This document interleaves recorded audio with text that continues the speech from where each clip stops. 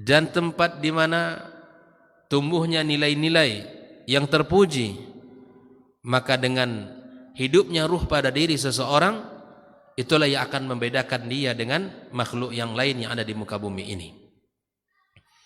Kalau mendidik anak, membesarkan fisik, mungkin akan lebih mudah, karena cukup dengan memberikan makanan dan gizi, suplemen yang dibutuhkan oleh anak kita. Tapi untuk mendidik nilai-nilai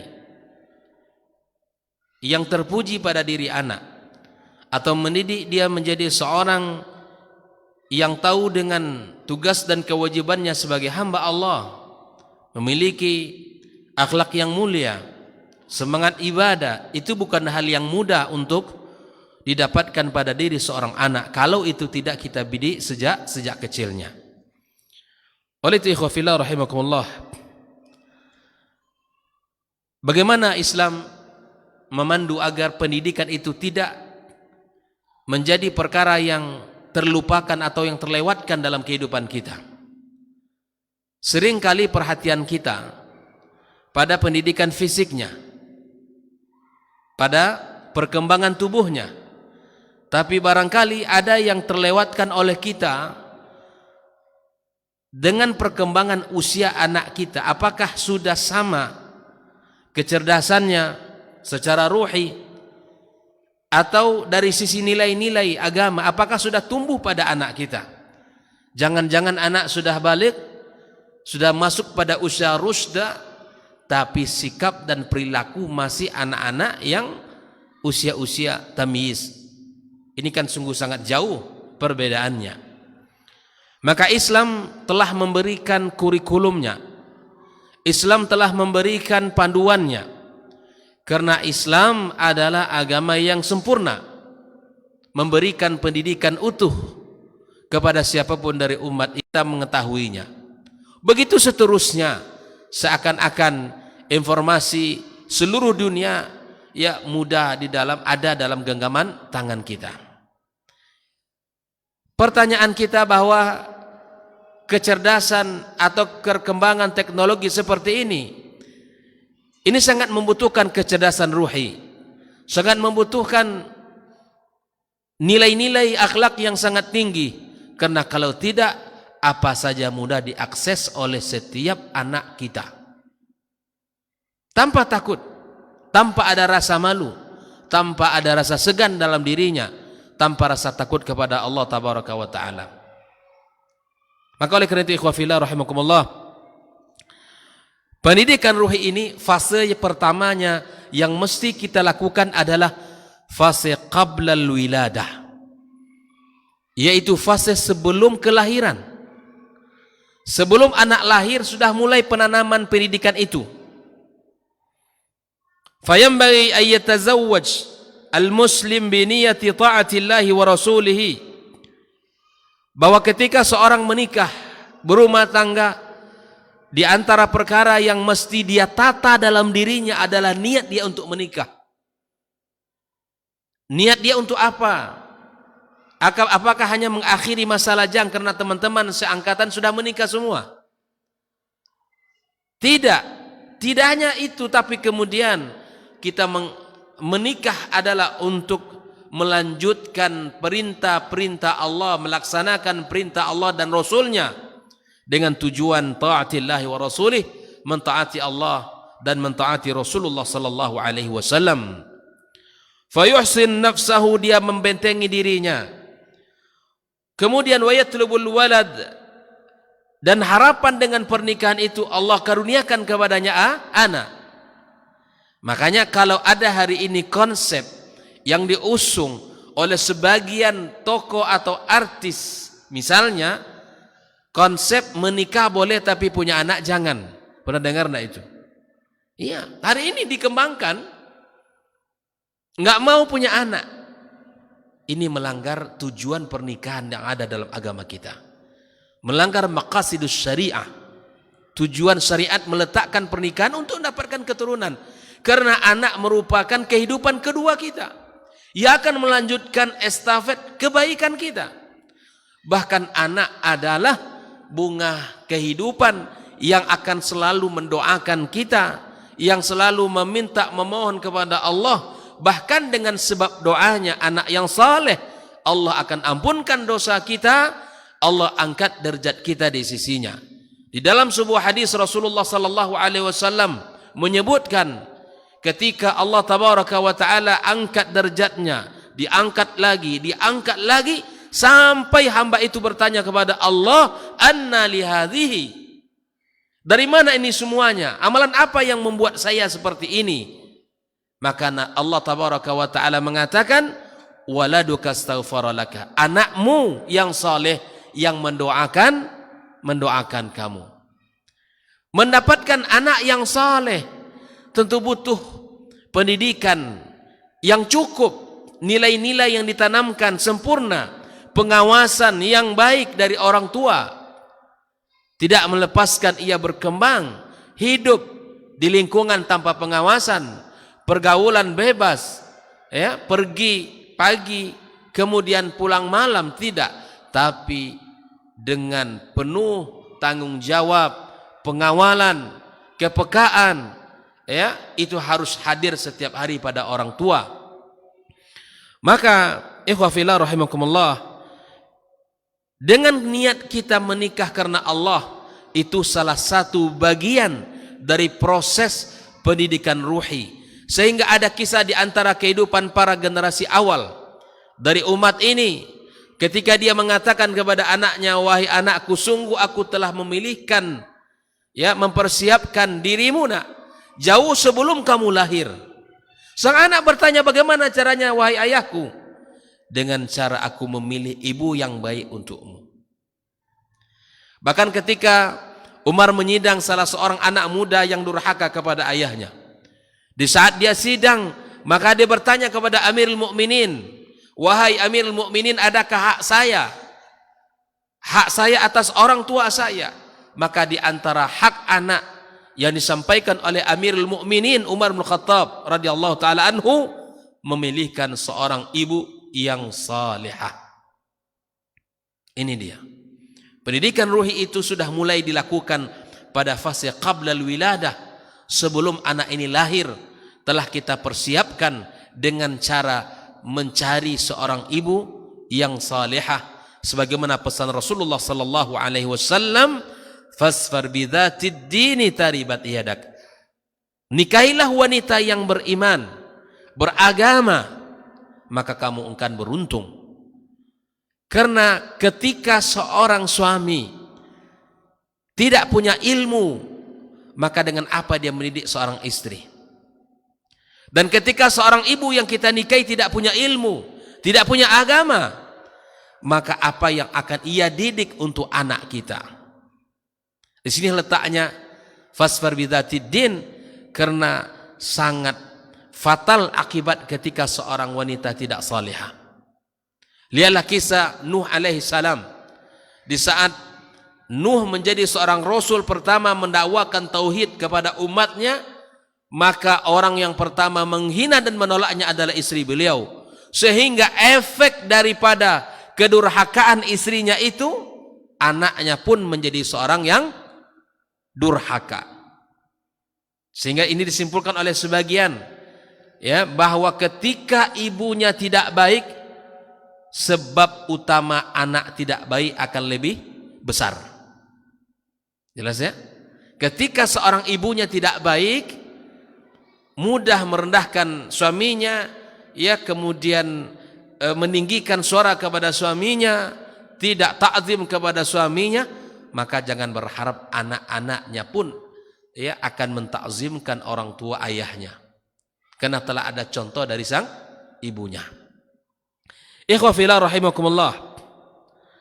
Nah, di antara wa min lawazim ikhlasin niyati ad-du'a bil ma'thur, di antara bentuk keikhlasan seseorang, maka dia kedisan mendatangi istrinya, maka jangan lupa doa yang telah diajarkan oleh Rasulullah sallallahu alaihi wasallam. Ya bismillahi Allahumma jannibna syaitan wa jannibas syaitana ma razaqtana. Ya Allah, kami mohon kepada Engkau agar Engkau jauhkan kami dari syaitan dan jauhkan syaitan dari apa yang Engkau takdirkan dari rezeki anak kepada kami. Ini perkara-perkara yang mesti kita perhatikan di dalam kehidupan kita ya berumah tangga. Kemudian ikhwah fillah rahimakumullah, yang kedua, fase yang mesti kita perhatikan di saat melakukan proses pendidikan ruhi adalah at-tarbiyatur ruhiyah fil mahad. Di saat anak kita sudah lahir, di masa susuannya atau di masa 0 sampai 2 tahun dari usianya, itu adalah usia-usia yang sangat luar biasa, sebagaimana yang disebutkan oleh Allah tabaraka wa taala, ya, wal walidatu yurdi'na auladahunna haulaini kamilaini. Wanita-wanita yang telah melahirkan anak, hendaklah dia menyusui anaknya selama 2 tahun lengkap penuh. Ini perintah Al-Quran, panduan Al-Quran dalam menyusui anak. Tapi hari ini perintah ini, konsep ini tidak lagi diabaikan, tidak lagi dilaksanakan, tapi diabaikan oleh kaum muslimat karena berbagai halangan dan rintangan, pekerjaan yang membuat dia tidak nyaman, atau mungkin ingin menjaga fisiknya dan seterusnya. Nah, kalau kita tidak melaksanakan perintah Al-Quran, maka akan ada banyak hal yang akan tidak ya tertulis dalam diri anak kita atau tidak ada pada diri anak kita. Maka ikhwah fillah rahimakumullah, apa pendidikan ruhi di saat anak kita berada pada usia menyusui? Tadi sebelum ya fasenya, sebelum fase adalah fase dalam memilih pasangan kita sebelum lahir dengan memilihkan orang tua yang baik. Kemudian fase setelah lahir di mana seorang anak disusui dengan sempurna selama 2 tahun penuh, sebagaimana Allah tabaraka wa taala menyebutkan dalam firman-Nya. Ikhwah fillah rahimakumullah. Nah, pendidikan ruhi yang mesti kita jaga di saat anak telah lahir, yang pertama diazankan.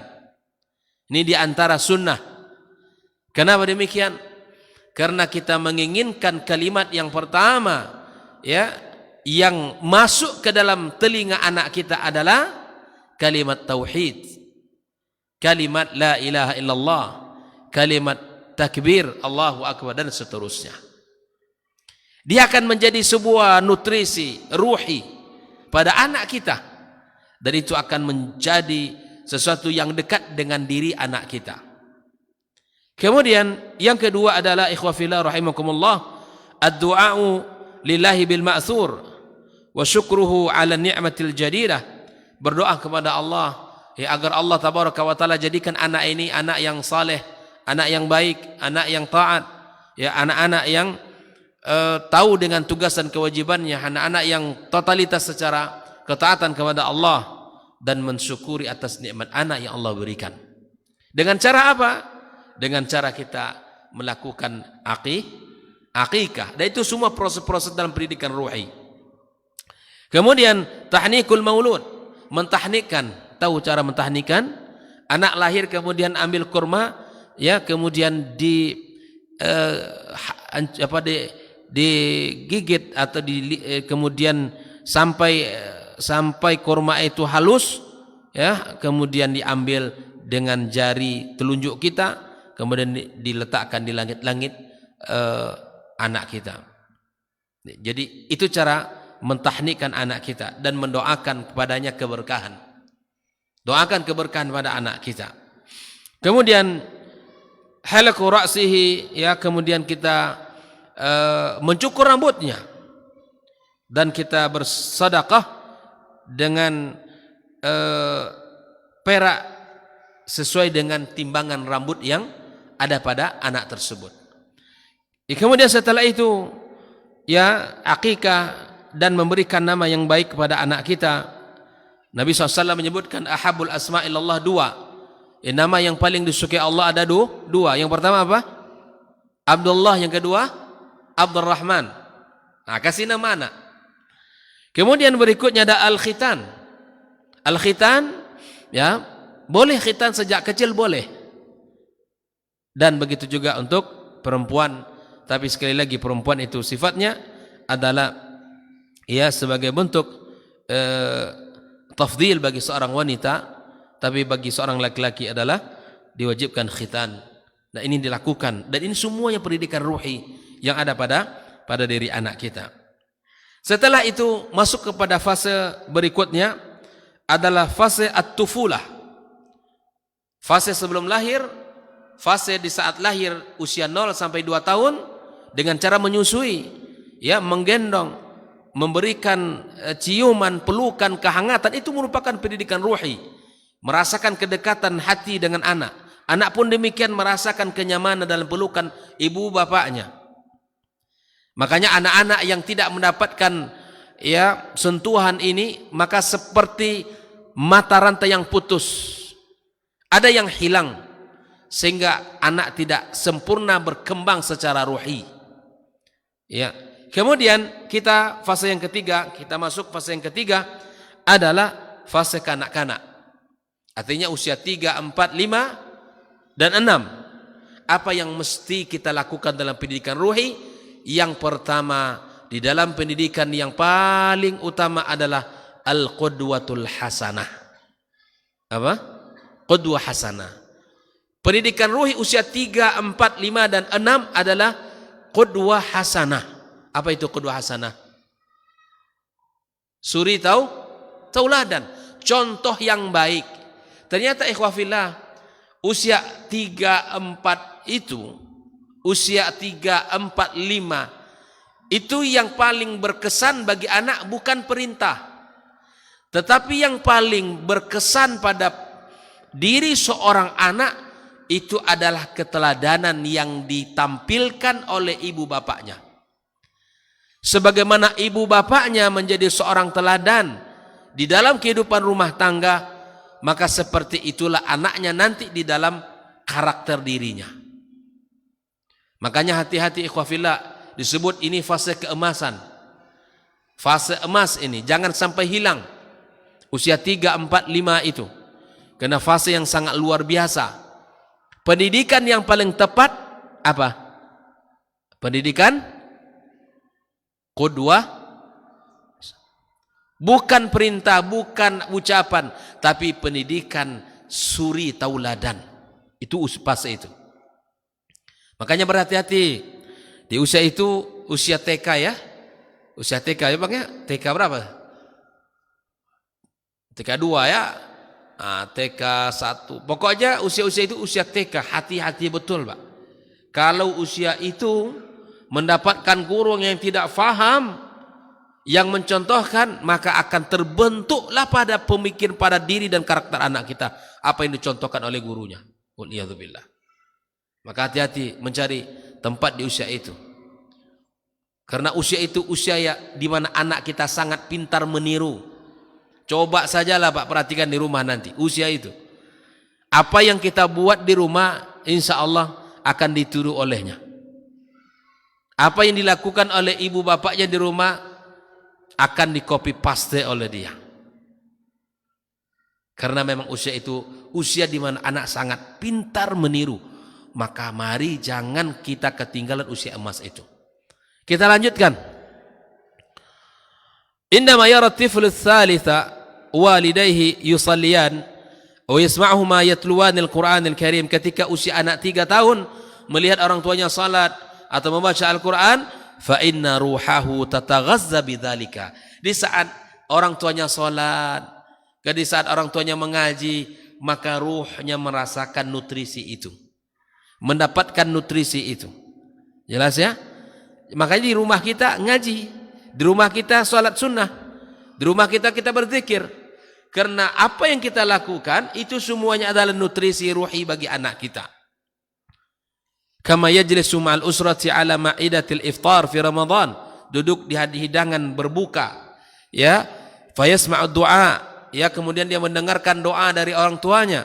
Wa yara farhatas siyam, dia melihat kegembiraan orang ketika ingin berbuka. Wa yash'ur biladzatihi kama tastahibul usra, dia merasakan betapa nyamannya, betapa enaknya kondisi Ramadan bersama keluarga, berada di hidangan perbukaan, kemudian disambung dengan doa-doa di saat mustajab tersebut. Anak kita mendapatkan nutrisi ruhinya di situ. Ini terkadang tidak pernah dilewati masa-masa indah itu. Gitu kan? Seakan itu biasa saja. Masya Allah, kita masih ingat dalam perjalanan kita masih kecil dengan orang tua kita. Dulu di saat-saat usia berbuka berpuasa, Masya Allah, ya orang tua duduk, kemudian orang tua bersama-sama dengan kita, dan kita mendengarkan dan melihat contoh langsung dari mereka. Dan inilah keadaan zaman dahulu. Zaman sekarang enggak, ambil motor kan, pergi ke pasar, ya, ke pasar-pasar yang menyediakan bahan-bahan berbukaan di sore hari, padahal itu jam-jam mustajab untuk berdoa kepada Allah Subhanahu wa taala. Kemudian ikhwah fillah rahimakumullah, di samping itu, di samping kita, ya, al-qudwah hasanah, di antara nutrisi ruhi, contoh, ya, fase kanak-kanak ini yang paling baik adalah memperdengarkan zikir kepada anak kita, mengajarkan zikir-zikir, doa-doa, dan itu anak kita belajar, jiwanya akan tunduk, jiwanya akan lunak, dan jiwanya akan mudah untuk mendapatkan nasihat karena telah diajarkan zikir-zikir. Zikir-zikir yang masyru' dari Al-Quran, dari zikir-zikir dan doa dari hadis Nabi SAW, ya, yang telah diajarkan oleh Nabi kita dengan lafaz-lafaznya, dengan jumlahnya. Terkadang kita bacakan itu ke anak kita. Kita ajarkan doa bangun mau tidur, kita doakan, kita ajarkan doa setelah bangun, kita hafalkan pada anak kita doa masuk WC, keluar WC, keluar rumah, masuk rumah, masuk masjid, keluar masjid, ketika makan, dan seterusnya. Ya, kita ajarkan doa-doa itu dan zikir-zikir itu. Disebutkan at-tarbiyatur ruhiyyatu hiya tawthiqus silati billah.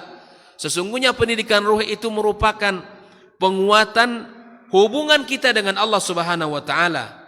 Fala yaghibu ismallah Subhanahu wa taala an sam'it tifil. Jangan sampai telinga anak kita, ya, cuti mendengarkan kalimat-kalimat Allah di dalam kehidupannya. Jangan sampai telinga mereka berhenti, tertutup, tidak pernah mendengarkan kalimat thayyibah dalam kesehariannya. Maka kalau bisa di rumah, kalau kita enggak ngaji misalnya, enggak baca Quran, hidupkan Al-Quran dari MP3 kita dan seterusnya. Karena kalau itu terdengar setiap hari, itu nutrisi ruhinya, yang akan menyuburkan hatinya, yang akan menyemangati jiwanya. Tidak ada kalimat yang paling afdal dan tidak ada perkataan yang paling mulia di muka bumi ini melainkan perkataan Allah Subhanahu wa taala. Perdengarkan, ya, jauhkan dari hal-hal lain, dari musik, jauhkan dulu, jauhkan, ganti dengan sebaik-baik perkataan itu firman Allah Subhanahu wa taala. Ajarkan kepada anak kita zikir pagi dan zikir sore, ya, zikir pagi dan zikir sore, kemudian zikir-zikir setelah salat, dan seluruh zikir-zikir yang berkaitan pagi dan petang sebagaimana yang yang disebutkan oleh Rasulullah SAW. Maka seperti bismillahilladzi la yadurru ma'asmihi syai'un fil ardi wala fis sama' wa huwas samiul alim. Ajarkan raditu billahi rabba wa bil islami dina wa bi Muhammad sallallahu alaihi wasallam nabiyya. Kita ajarkan a'udzu bi kalimatillahi tammati min syarri ma khalaq. Kita ajarkan sayyidul istighfar, Allahumma anta rabbi la ilaha illa anta, dan seterusnya. Ajarkan kalimat-kalimat itu kepada mereka, karena sungguh ketika mereka baca adalah nutrisi ruh hidup dan bersemi dalam hati anak kita. Ikhwah fillah, masih kanak-kanak, setelah kedua hasanah, kemudian yang kedua di mana, ya, setelah kita memberikan contoh dan teladan, yaitu kita memperbanyak zikir, dan yang ketiga adalah membaca Al-Quranul Karim. Ya, anak-anak kita di masa-masa itu mungkin mempelajari, ya, huruf-huruf hijaiyah. Kalau sudah mulai lancar, kita pindah kepada Al-Quranul Karim. Berikan jadwal kepada anak kita. Itu mendidik ruhinya. Membiasakan dia sejak kecil dekat dengan kalamullah. Karena kata pepatah orang-orang Arab mengatakan, man sabba ala syai'in sabba alaih. Anak kalau dibiasakan dengan sebuah kebaikan, insya Allah dia tumbuh atas kebaikan yang kita ajarkan. Jelas ya? Wa man syaba alaihi mata alaihi. Orang yang tumbuh dalam kebiasaan baik, insya Allah dia akan tutup usia dengan kebiasaan baiknya itu. Maka kalau kita sudah tua-tua nih, janganlah lagi ya merasa muda. Ya, sudah ingat akan kehidupan akhirat. Kita akan berakhir. Biasakanlah kebiasaan yang saleh, yang baik. Datang ke rumah Allah, salat 5 waktu berjamaah, kemudian hadir dalam majelis ilmu, perbanyak zikir di pagi, petang, dan ketika kita berdiri berzikir, ketika duduk berzikir, dan seterusnya. Dalam seluruh keadaan kondisi kita berzikir kepada Allah Subhanahu wa taala, dan kita membacakan Al-Qur'anul Karim. Kalau anak kita belum bisa membaca di usia 3, 4, maka orang tua mentalkinkan Al-Qur'an. Apa? Mentalkinkan. Apa mentalkinkan itu? Membacakan. Ini nanti usia tamyiz kan usia 7 tahun.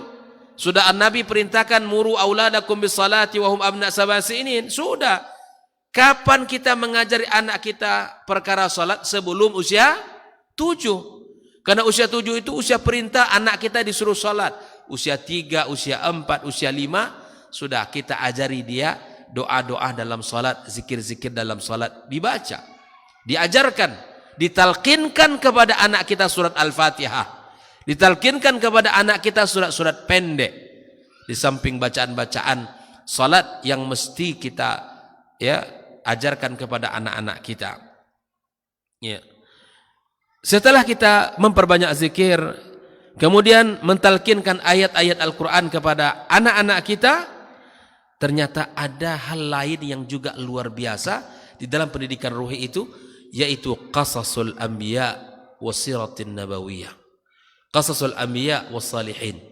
Kita membacakan kepada mereka kisah-kisah para nabi, kisah-kisah para orang saleh. Mulai dari Nabi Adam sampai Nabi Muhammad dibacakan kisah-kisahnya. Bukunya sudah banyak ditulis berdasarkan hadis-hadis yang sahih. Versi anak-anak. Jangan versi orang dewasa. Cari buku-buku kisah-kisah para nabi, kisah-kisah perjuangan orang-orang saleh zaman dahulu, versi anak-anak dibacakan. Kita yang membacakan, anak kita mendengarkan. Coba, ada nggak di antara kita ini ya yang membacakan kisah kepada anak kita sebelum ia tidur? Ini kisah, karena kisah itu adalah kata para ulama jundullah, tentara-tentara Allah Subhanahu wa taala. Dia akan membentuk karakter, dia akan mengubah dari lemah menjadi kuat dengan kisah yang kita sampaikan. Maka ambil kisah-kisah para nabi, kisah-kisah para rasul, kisah para ulul azmi minar rasul, dan kisah-kisah orang-orang saleh pada umumnya. Yang kita ambil kisah yang sahihah, tidak cerita-cerita dongeng, tidak cerita-cerita rakyat yang tidak bersanad, yang tidak sahih, ya kan? Cerita-cerita rakyat ini kan ya apa bahasa kita? Pengantar tidur, ya bukan itu. Kita sekarang beralih kepada kisah-kisah Al-Qur'an. Kisah-kisah para nabi, ya, kisah-kisah para rasul dan orang-orang saleh. Satu malam satu kisah, insyaallah 30 hari sudah 30 kisah. Itu banyak perbendaraan bahasanya, sakofahnya, pemahamannya, akhlaknya, itu sangat luar biasa. Ternyata ya menceritakan kisah-kisah itu adalah kurikulum di dalam agama kita. Bahkan Nabi kita alaihi salatu wassalam ya dikisahkan oleh Allah kisah-kisah para nabi dan rasul sebelumnya sebagai bentuk ya pelipur lara, pengobat hati yang luka, kelelahan yang sangat luar biasa panjangnya dalam berdakwah. Nabi sampaikan kepada Muhammad alaihi salatu wassalam bahwa apa yang engkau hadapi itu belum seberapa dari apa yang dihadapi oleh nabi-nabi sebelummu. Ini kan pelajaran yang mahal ini. Maka ikhwafillah, sampaikan kisah-kisah itu kepada anak kita. Ustaz, saya tidak pandai berkisah, beli bukunya. Versi anak-anak yang berdasarkan kisah-kisah yang hadis sahih, bukan cerita ya, bukan cerita dongeng, bukan cerita yang mengada-ngada, tapi kisah Al-Qur'an dan kisah para nabi dan rasul. Ambil versi anak-anak. Baca saja, udah anak suruh dengar, cukup itu. Alhamdulillah saya merasakan betapa manfaatnya karakter anak terbentuk dengan membacakan kisah-kisah itu. Bahkan berpikir seperti tokoh-tokoh yang kita kisahkan di dalamnya. Seperti ini, saya ingin seperti ini, saya ingin seperti fulan. Karena sangat menarik tokoh-tokoh ya yang saleh tersebut untuk dikisahkan. Nah, di samping itu, ikhwah fillah rahimakumullah, di samping memperbanyak zikir, memperbanyak ibadah, memperbanyak baca Al-Quran, memperbanyak membaca kisah-kisah para nabi dan rasul. Yang keempat atau yang berikutnya adalah al-ibadat, yaitu kita mengajarkan anak-anak kita, bahkan kita mempertontonkan ibadah sunnah kita di rumah.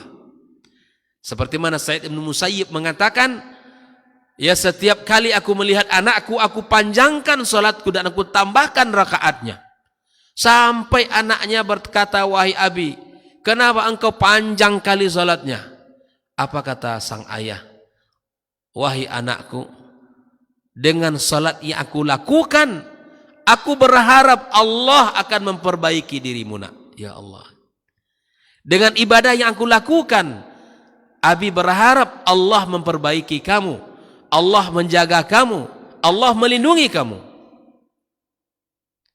Bayangkan, setiap kali dia lihat anaknya di rumah, dia ambil wuduk salat dia. Panjang salatnya, khusyuk salatnya, zikir luar biasa dalam doa, dalam sujudnya. Ternyata dengan ibadah yang ia lakukan tersebut, harapan Allah memperbaiki anak-anaknya. Ya, pernahkah ini ada dalam kamus kehidupan kita? Beribadah karena Allah, harapan ibadah yang kita kerjakan ini Allah jaga pula anak-anak kita. Ada enggak itu pernah kita lakukan dalam kehidupan kita? Kita berharap kepada Allah SWT, Allah menerima seluruh ibadah kita, Allah menerima seluruh ketaatan kita.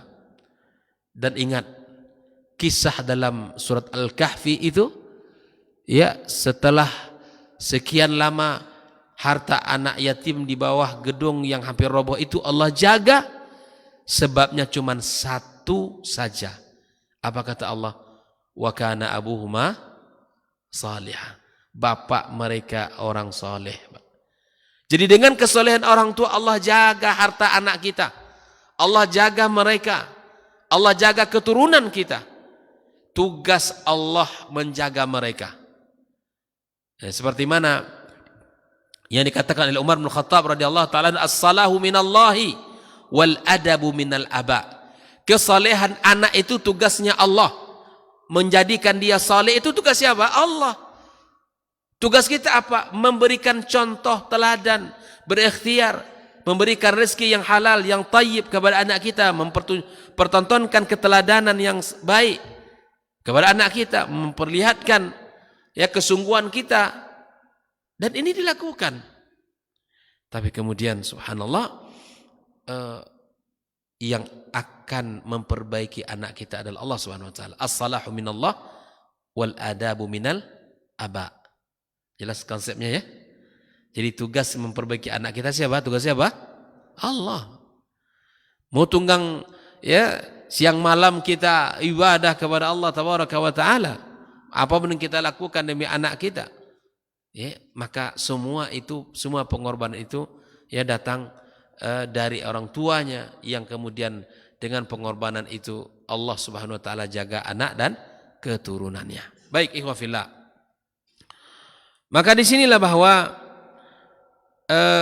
di antara ibadah-ibadah yang mesti kita ajarkan sejak kecil, nu'awwiduhu al-wudu, membiasakan anak kita untuk berwudu walaupun dia belum sempurna. Nah, wuduk dulu nak sebelum salat. Wuduk dulu. Kita contohkan kita wuduk nih, lihat Abi nih. Wuduk. Mana dulu Bi? Tangan. Usap dan cuci muka kamu nak. Sampaikan seluruh wajah kamu dicuci. Setelah itu mana? Tangan kamu. Dan seterusnya. Nah, coba, ada enggak kita melakukan hal ini di rumah kita, Pak? Dah pernahkah kita ngecek, melihat wudu anak kita? Udah pernahkah kita ya mencoba untuk melihatnya apakah sudah benar cara wudunya atau belum? Kalau belum, ajari segera.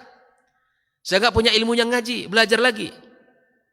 Ambil waktu untuk anak kita. Nak, sini. Hari ini Abi akan mengajarkan kamu cara wudunya Rasulullah. Allah. Begini pendidikan ruhi itu. Begini yang harus ada. Nih, duduk sini. Ya, sini duduk sama Abi. Duduk.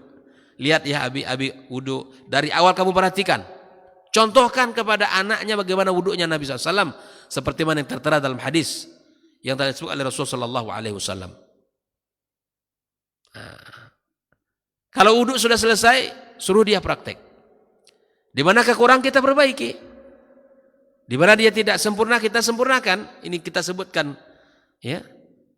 Kemudian silahkan untuk ya juga mengajarkan tata cara ibadah salat, paling tidak salat sunnah. Ya, min ahammiha, di antara yang paling terpenting adalah zikir-zikir dan doa-doanya. Artinya apapun yang dibaca, doa iftitah kita ajarkan kepada anak kita dan seterusnya, rukuk, sujud, i'tidal, duduk antara dua sujud, tahiyat akhir, dan itu kita ajarkan kepada mereka. Nah, ikhwah fillah rahimakumullah. Itulah ibadah, dan dalam pembahasan ibadah ini maka membiasakan anak kita untuk berwudu, ya, kemudian kita sebagai qudwah hasanah dari anak-anak kita ajarkan cara wudunya Rasulullah SAW, kita ajarkan bagaimana salatnya Nabi kita SAW dengan ya di hadapan anak-anak kita, sehingga dia bisa meniru apa yang kita contohkan tadi. Taib ikhwah fillah rahimakumullah. Kemudian puasa, ya puasa kita, di saat puasa kita ajak mereka puasa, ya, dan di saat ya misalnya di saat puasa kita ajak mereka untuk berpuasa. Ya, bahkan di antara kehidupan para salaf soleh, Pak, dulu anak-anak mereka bagaimana cara mereka agar mereka puasa, dibuat mainan. Ya, kalau sudah ingat akan makan, berikan mainan itu lagi. Bahasanya apa ya? Untuk melupakan ya keinginan dia untuk makan dan minum. Ya, kalau bahasa kitanya apa? Lengah-lengah puasa ya. Apa namanya? Bahasa yang kerennya apa? Ya, sore-sore hari itu ya. Tapi yang dalam hadis itu yang boleh lengah puasa itu anak-anak. Orang dewasa tidak ada. Orang dewasa berzikir. Ini malah orang dewasa yang menghabiskan waktu untuk berjalan sana, nonton, apalagi mau berbuka puasa ya disuguhkan dengan tontonan-tontonan, apalagi mau bersahur ya. Saat sahur itu tontonan-tontonan, waliyadzubillah. Padahal di saat berbuka dan di saat sahur itu doa-doa mustajab. Kita ini ya diserang ya dengan kemajuan teknologi, dan kemudian kita menjadi orang-orang yang ya kemudian apa namanya ya tidak paham dengan hakikat ibadah itu sendiri. Baik, ikhwah fillah rahimakumullah. Nah, usia 5 dan 6 maka kita sudah mulai meminta anak-anak kita berdoa, minta dia untuk memperbanyak zikir ya. Anak-anak sudah 5-6 sudah banyak hafal doa. Kita duduk dalam ma'idat al-iftar, meja di mana kita melingkar untuk ya duduk berbuka puasa.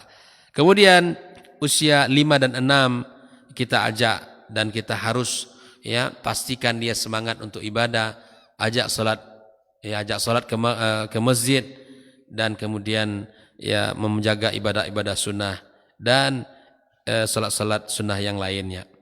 Taib ikhwah fillah rahimakumullah. Nah, kita juga mengajarkan as-sadaqah kepada anak kita. Ya, di Ramadan misalnya, bulan Ramadan. Ya yudarribut tifl ala daf'i sadaqat lil fuqara wal masakin wal muhtajin. Kita ajarkan anak kita untuk menjadi orang yang peka kepada orang-orang miskin, kepada orang susah. Ya, nak beri bantuan nak. Kepada orang sulit, ya suruh anak kita kalau tetangga misalnya dekat jarak rumah kita, nak tolong antarkan makan ini kepada rumah si fulan. Ini adalah tarbiyah ruhiyah ini. Ya, anak subhanallah terkadang hari ini dengan saudara kandungnya nggak tahu gitu untuk datang sama mengunjungi keluarganya. Ya Allah. Gimana pendidikan ruhinya? Ya, misalnya ada orang-orang ya keluarga di Pekanbaru ini misalnya ada di sana pemilih, di sini pemilih, di sana keluarga ya. Dia misalnya entah SMA, entah kuliah, entah apa. Ya untuk berkunjung kepada rumah saudaranya itu tidak bisa ya. Tidak ada rasa untuk berkunjung. Ini tidak benar nih. Ada yang tidak sempurna dalam pendidikan. Kemudian al-hajj wal umrah, kalau kita punya uang, ya kita melaksanakan ya umrah ya dengan anak-anak kita, itu juga melatih bagaimana mendidik ruhi anak kita. Ya bagaimana mereka kita ajak ya bertawaf, sa'i dan seterusnya. Itu pendidikan yang sangat luar biasa. Dan kemudian yang terakhir adalah kita menceritakan kepada anak kita tentang surga dan neraka. Agar rasa keinginan untuk ibadah itu tinggi, ada surga yang menanti. Dan jangan sampai melanggar perintah ilahi karena ada neraka yang sedang menanti. Jadi ikhwafillah, ceritakan surga itu begini nak. Ya, kita sendiri orang tua kalau tidak tahu tentang surga baca dulu. Jangan mengada-ngada. Gitu kan? Jangan mengada-ngada tentang surga, tapi harus dengan ilmu menceritakannya. Menceritakan neraka pun dengan ilmu. Wallahu ta'ala alam. Dengan demikian pendidikan ruhi sudah selesai. Fase sebelum lahir, ya, fase pasca lahir di usia anak 0 sampai 2 tahun, kemudian fase setelah anak-anak kita menginjak masa kanak-kanak, dan kemudian masa remaja tentu berbeda, ya, kemudian masa pemuda itu juga berbeda. Ya, insyaallah ya sentuhan-sentuhan itu tentu berbeda, apalagi usia sudah masuk usia tamyiz. Itu bahasa-bahasa perintah sudah mulai sering kita sampaikan kepada anak kita. Karena itulah Nabi mengatakan muru auladakum bis salati wa hum abna 7 sinin ya wadribuhum alaihi wa hum abna 10 sinin. Berikan pukulan di saat usia 10 tahun kalau dia tidak lagi ngeh dalam perintah, tidak ngerti dengan syariat yang mulia ini. Terima kasih, insyaallah kita lanjutkan tarbiyah khuluqiyah, pendidikan akhlak dalam Islam, bagaimana pula Islam memandu kita ya untuk menanamkan akhlak-akhlak pada anak kita. Wallahu taala alam. Wa sallallahu ala nabiyyina Muhammadin wasallam wa subhanakallahumma bihamdika asyhadu an la ilaha illa anta astaghfiruka wa atubu ilaik. Wassalamualaikum warahmatullahi wabarakatuh.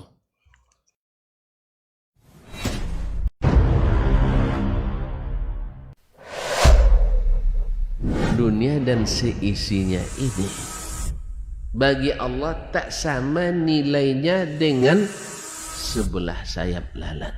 Barang siapa yang beramal untuk akhiratnya, Allah akan cukupkan baginya urusan dunia. Sayati zamanun 'alan nasi as-sabiru fihim qalqabit al-jamarah.